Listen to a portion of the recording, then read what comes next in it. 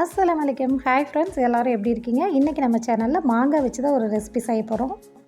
இது வந்து மாங்காய் சீசனுங்கிறனால எல்லாருக்குமே தாராளமாக மாங்காய் கிடைக்கும். ஒரே ஒரு மாங்காய் இருந்தால் போதுங்க. கண்டிப்பாக இதை வந்து நீங்கள் ட்ரை பண்ணி பாருங்கள்.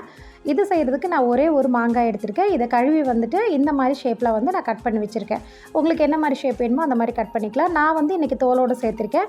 நீங்கள் தோல் இல்லாமல் எடுக்கிறா இருந்தால் கூட எடுத்துக்கலாம்.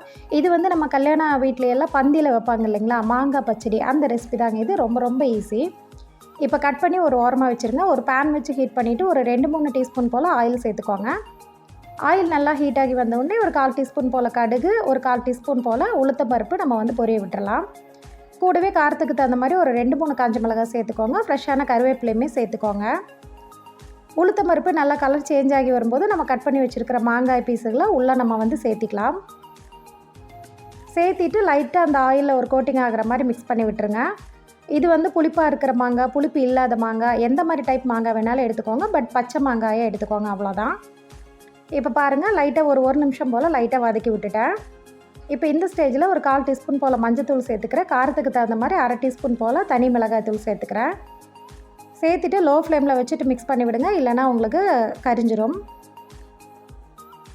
இப்போ ஒரு 1-2 நிமிஷத்துலேயே அந்த மசாலா தூளோட பச்சை வாசனை எல்லாம் போயிடும் உங்களுக்கு. அந்தளவுக்கு மட்டும் நீங்கள் மிக்ஸ் பண்ணி விட்டிங்கன்னா போதும். இப்போ இந்த மாங்காய்க்கு தேவையான அளவு உப்பு சேர்த்துக்கலாம். நான் வந்து 1/4 டீஸ்பூன் போல் சேர்த்துருக்கேன்.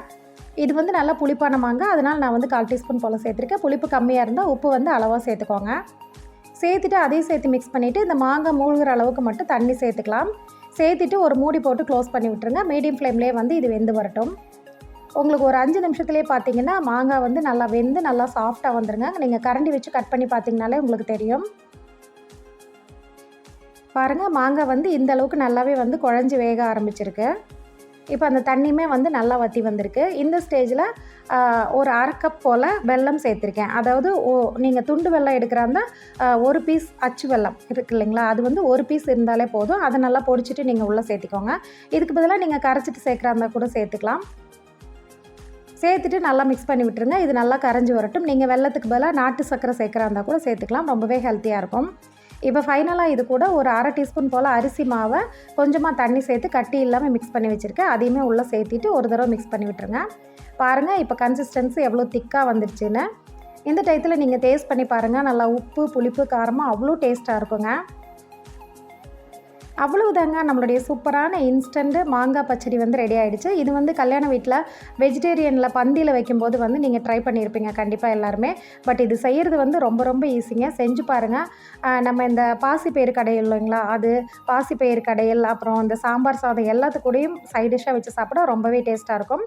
இந்த ரெசிபி பிடிச்சா கண்டிப்பாக லைக் பண்ணுங்கள். நீங்களும் ஒரு தடவையாவது ட்ரை பண்ணி பாருங்கள். அப்படியே நம்ம சேனலாக வந்து ஃபஸ்ட் டைமாக பார்க்குறவங்க தான் சப்ஸ்கிரைப் பண்ணி ஃபாலோ பண்ணுங்கள். நெக்ஸ்ட் வீடியோவில் பார்க்கலாம். தேங்க்ஸ் ஃபார் வாட்சிங். பாய்.